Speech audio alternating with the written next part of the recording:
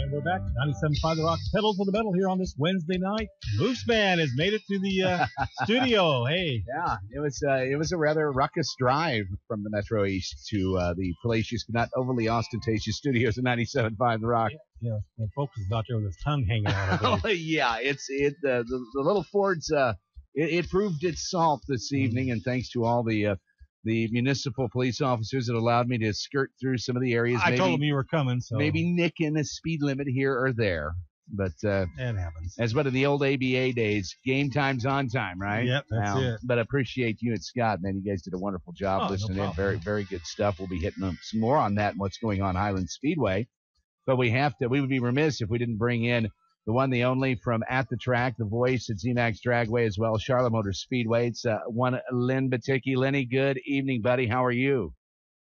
I'm doing good. A former ABA Miami Floridians fan. Loved it when they played the Kentucky Colonels back in the days. That's it. I ain't getting on no time machine, but we'll get to those stories at a different time, at a different place. Of course, we are 97.5. Could those afros back then have been any cooler? They were rocking them big time back then. That was original afro days. Man, that was some serious afro days back in that. And as far as that is concerned, and of course they tried to put it on the court too as well. They got folded into the NBA, but I can remember the old ABAs and the multicolored balls and all that good stuff. So there you go, man.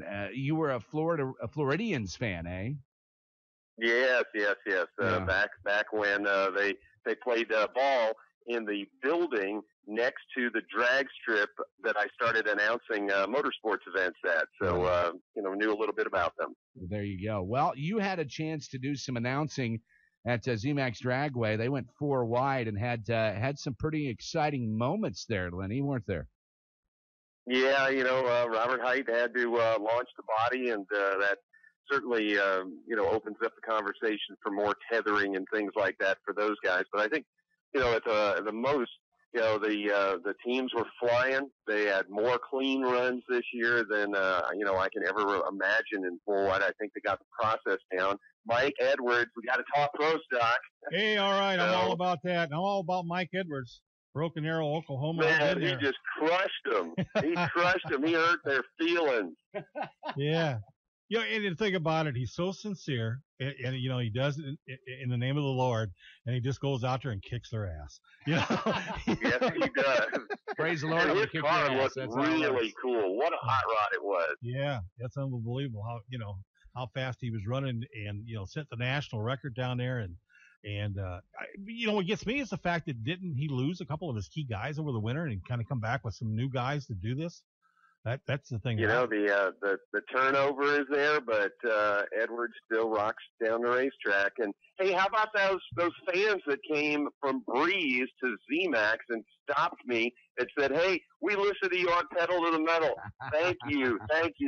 Indeed. Yeah, I said earlier, this at least proved to you that we do have people listen to the station, All 2 of them. Yeah, all 2 of them. Yeah, well, actually, it was 3. It was a husband, wife, and a kid, I believe. So there was 3. So, we got the trifecta going. There you go. And they they told me I had to pay the bar bill for some place that you guys told them you were buying the beer or something. Well, okay, maybe we were impersonating you once or twice while you were. That's okay. I wrote him a check. It bounced. No worries. There you go. It works. We've been used to that. But when you look at that excitement from all weekend with the NHR, I mean, they bring it. And number one, thankfully nobody was hurt. But man, the speeds and just the excitement that brings. That 4 wide is something special. It's really like the NASCAR Sprint All-Star race that's coming up here at Charlotte Motor Speedway next month. It's unique. It's totally different than any other, form of the same sport that we all see. It's a real bend and a twist on what's going on out there. But it has gotten its following now, and people like what they see because they understand that they can compute it. And now they're starting to watch the nuances. I had an opportunity to interview a number of pro drivers for a couple of events during the weekend. And what one of the bigger things is now is this dance of crew chiefs as they try to all go in at the time that they're supposed to. Some guys like to take a little bit more time. Some guys like to hurry up and get in there. And they each kind of work sort of together to make sure that everybody is in at the right time so that there's a system to it, and the fans are starting to be able to look and see how that all goes and who plays nice and who kind of messes around with that. So it's a whole different way of doing the exact same thing everybody loves in drag racing, but I think it's a special event like the Sprint All-Star Race, and fans have wrapped themselves around it. It was a cool weekend. You watch them guys, the crew chiefs and the Top Fuel and Funny Car guys. That's more important than what it is in the motorcycles and in the pro stock cars when it's crucial to the staging. But you watch them do that dance and get everything syncopated so they all work together. Now, next week we're going to be in Houston. We're going to be live for the final qualifying bits, and the last 2 rounds of elimination are going to be live. These guys are going to throw that out the window. It's one for all and all for one. They got a 55-minute turnaround in the Top Fuel and Funny Car guys, and it's going to be interesting to watch that dance going on. Them guys getting back and then fighting the crowds and try to get back up to the staging lanes and stuff. I know Tim Wilkerson had an article, I guess it was in Drag Racing Online, that he's concerned about it because he's got a young crew. He doesn't really have a true professional guys that work out and do this every day for a living. He brings a bunch of guys from Springfield down with him, and they put this together.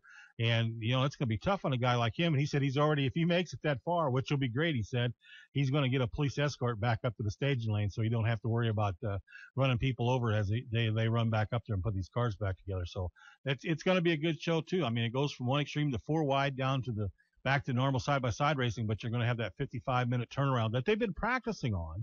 They actually wanted to do it 50, and HR gave him an extra 5 minutes. So, but it's still going to be interesting to see this weekend. So you get a chance to watch it on ESPN. And one thing nice about it, you'll be able to DVR it and don't have to worry about watching half a soccer game.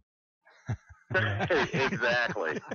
What are you trying to say, Tim? Exactly. You're not into the kickball match? Well, it's just that if it's soccer or whatever, a girls' softball game runs long, ESPN carries it over. Then they start the drag race, and then all of a sudden it runs out, and you got your DVR set, and an hour, 2 hours, 3 hours is up, and the last 15 minutes of the race is in Sports Center. Yeah. You don't have that DVR. You're kind of screwed. Yep. But Tim, you're totally right. And what a weekend overall it was. Back here while we were down racing, just too far enough. And, sometimes, 45 minutes is too far. Sometimes an hour and a half is too far. It was right at about 2 hours drive. But I watched on Twitter as the World of Outlaws late models ran up in the north part of the state, and Timmy McCready beat Rick Eckert and Josh Richards, and must have been a heck of a show up there for those guys as well. Indeed. I mean, they always put on a great show, that traveling series with, the World of Outlaws and the late models and, of course, the sprint cars. I got my opportunity to watch the open wheelers there at Hopstad. And that's what I was going to get to, what I read as well on Twitter. How far away did you have to park? I heard Hopstad had cars parking half and more miles away and walking to get there. Tell me about that. I was one of the lucky ones. I got there pretty early. I got there about an hour and a half before hot laps and qualifying, and we still had to park a ways down in the field toward the pond, if you know where I'm talking about. And we got set down, and it was packed. The back stretch, which is the bigger grandstand, was just, it was elbow to elbow.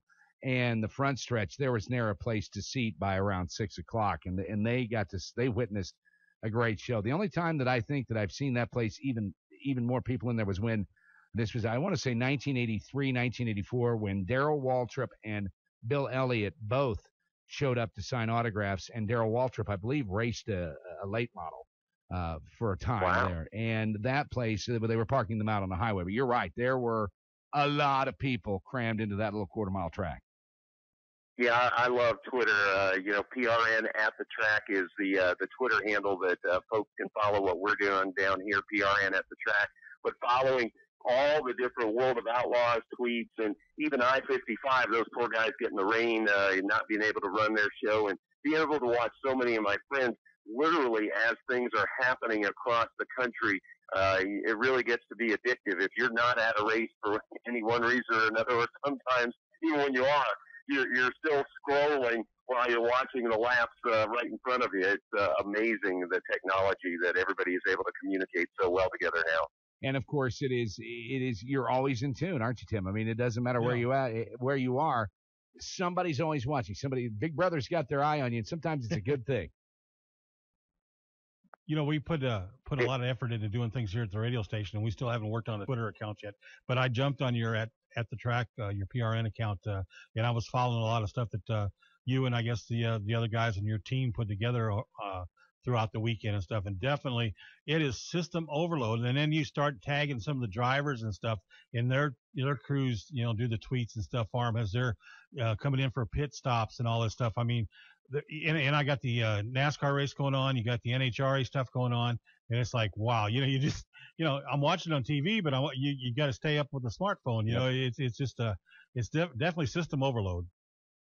Well, and tomorrow night it really ought to showcase because Twitter and Instagram and Vine and all these emerging technologies to be able to follow racing. Well, the young kids are racing tomorrow night at Richmond in the Denny Hamlin Invitational, and we ought to see a lot of that kind of conversation on the electronic media.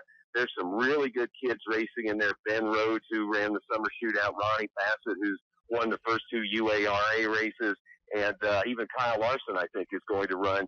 So there should be some phenomenal action there at Richmond for this, kind of young gun set that'll all come to the Denny Hamlin Foundation Invitational, and we should see a lot of it right on our smartphone.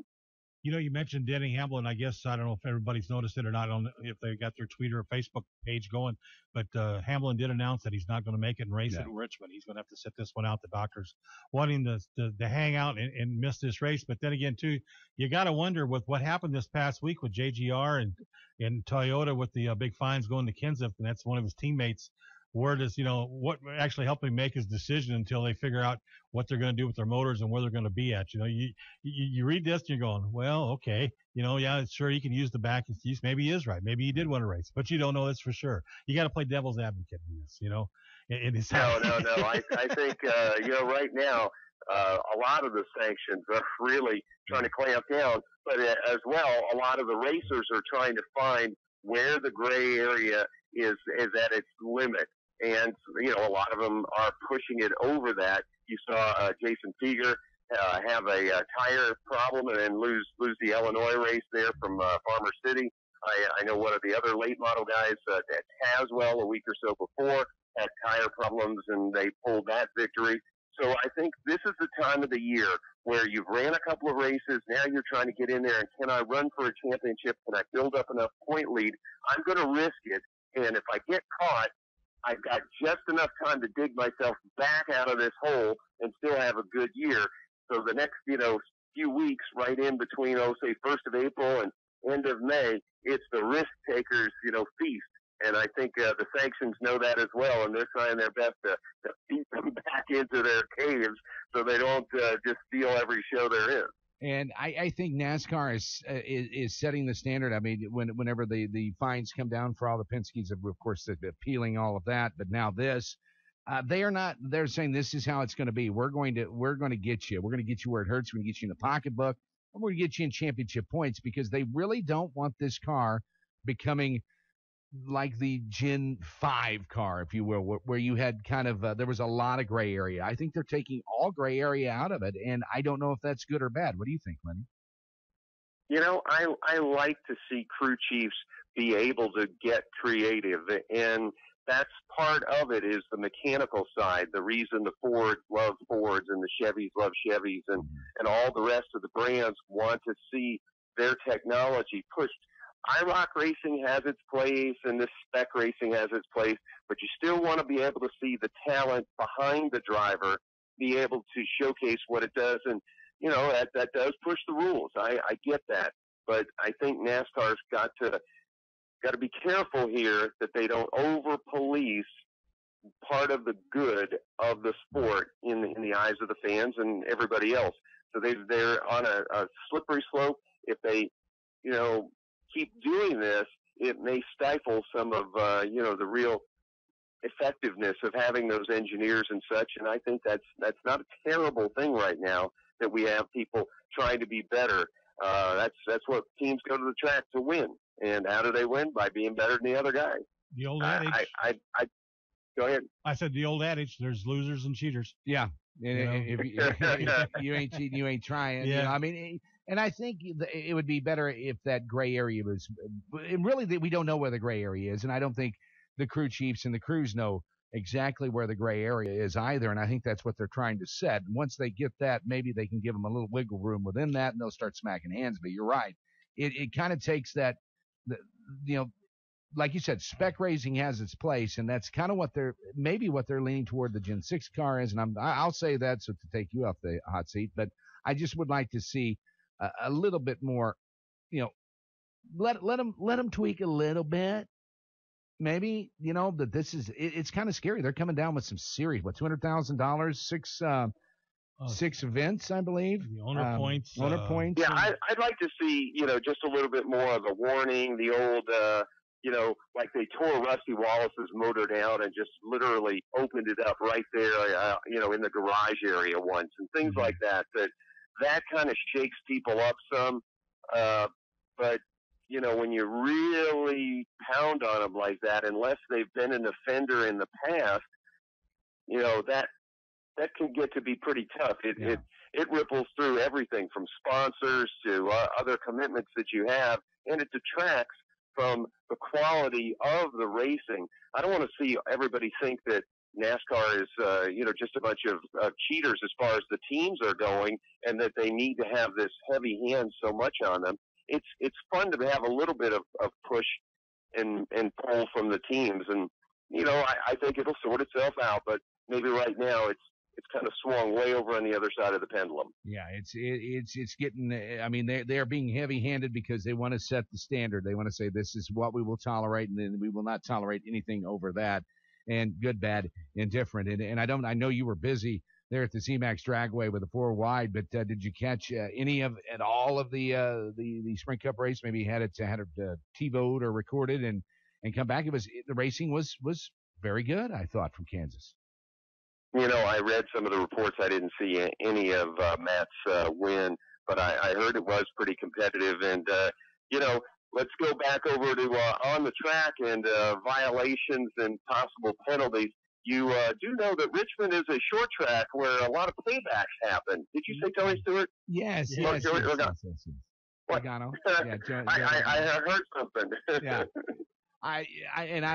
Tony got a little. I think he got a little rubbed the wrong way. I think he was mad about his season and kind of went after poor little Joey. But there could be some payback coming his way. Yeah, you know, the next couple of weeks between what goes on at short track at Richmond, Talladega, you're not paying anybody back. You're just hanging on, doing what you got to do. But then the Sprint All-Star race here at Charlotte Motor Speedway between Richmond and what'll go on at the Sprint All-Star race, someone's going to do someone wrong, like the song says. Yeah, indeed. So. You know, when that weekend comes up with the Sprint All-Star race, and then the following weekend with the bigger show, do you actually ever go home, or you got a trailer there at the, or you bring your sleeping bag and sleep there in the booth there where you're working out of? Sometimes I see myself coming and going. I think, fortunately, I don't live too far away from the racetrack that I can't go home and at least get a shower and grab some sleep time.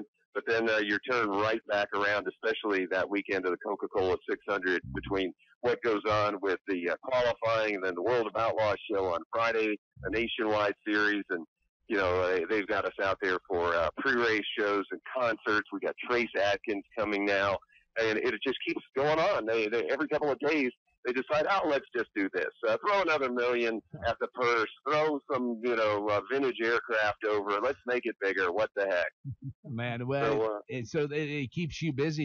You probably don't know your duties as of yet. We're still got a ways out. But where do you think you'll be located? What's going to be your? For the most part, we'll be right there with the fans on the giant screen that only Charlotte has, the world's largest outdoor HD TV. That really looks like you're in your living room even when you're across the track from it. But I'll be patrolling the pits, talking to the drivers, talking to the crew chiefs, the pit crews, things like that. For the most part, all throughout both weekends, we'll be right in the thick of things, getting the stories, getting in the way, and trying to get a little Bojangles in between it all. I get you, man. I got you. What's at the track? Of course, PRN at the track on Twitter, and of course, where are you going to be there? For that particular whatever, you're going to be next couple of weeks. I'm sure you've got a pretty busy schedule with that. This weekend it's Madhouse, the opening of Bowman Gray Stadium, that right. quarter-mile bull ring right around the football field. We're headed up to Winston-Salem to go see them and see who fights who. And we might even see a race. You might just do that. So PRN at the track, going to go to that, just legendary track. That is just amazing. I can imagine that's kind of like the Mecca, isn't it? You just go there and go, wow, this place is amazing. 10,000 fans just about every Saturday that they run. It really is 10,000. It's a huge football stadium that Winston-Salem State University uses to play their college football games, and it is packed with fans watching these incredible modifieds. They've got a K&N Series race coming there in about 6 weeks after that in June. We're going to slip up there a couple of times this year. At least that's the plan, to see some rock'em sock'em action. Well, Matt, go ahead. No, I was just going to ask, how far is that away from you there in Charlotte? It's about an hour and 20 minutes. Oh, that's a cakewalk. So it's not bad at all. It's like us living out here and going over to St. Louis. That's a cakewalk there. Exactly. Yeah. Where else can we find you? Of course, PRN at the track and covering that. A little FaceTime on TV if you're ever down in that area. You still doing some TV work? Absolutely. We're on a show that's running kind of over and over again on Fox Sports South, promoting the 10 greatest days of racing at Charlotte Motor Speedway, everything from the Truck Series event all the way through the Coca-Cola 600. We had a lot of fun doing that. We're going to go to Atlanta Dragway for the drag race and be a part of the Mellow Yellow fan hospitality experience again there. So we'll be meeting and greeting fans, and I'm trying to figure out how can I get to, there's a race in Anderson, South Carolina, and how close it is. Can I slide up there and make the feature to, while I'm at the drag race? But, I'll have to play that one by ear. But we're always looking for a checkered flag or a win light to go watch somebody go after it. And, if folks want to follow us on Twitter, and communicate with us, send us notes, send us pictures. What we've really gotten into now is we not only want to see racers' cars and racers, crews, but we're even asking fans to tweet us pictures of their shop. Everybody's got the banners up. We want to see some vintage banners, see some, decals on toolboxes that, maybe folks haven't seen in years and years, and just look at, everything that makes what we all do so fun. And fans can send those to the @PRN at the track on Twitter. And love to see them. There's, I-70 quarter midgets are probably listening into us tonight. Highland Speedway folks. Send them to us. We'd love it. All right, man. It sounds like you're going to be a busy guy here even up in the next few weeks. And, of course, they can catch you on the podcast there that you do working for PRN. Catch them on the website, and you can follow it on Twitter, PRN at the track. Righto? You got it, guys. Love being here any Wednesday that you'll have me on Pedal to the Metal. You got it, buddy. Living the dream, aren't you? Aren't you, Lenny? Guys, damn it, you're making us feel bad. I'm telling you right now. Man, oh, man.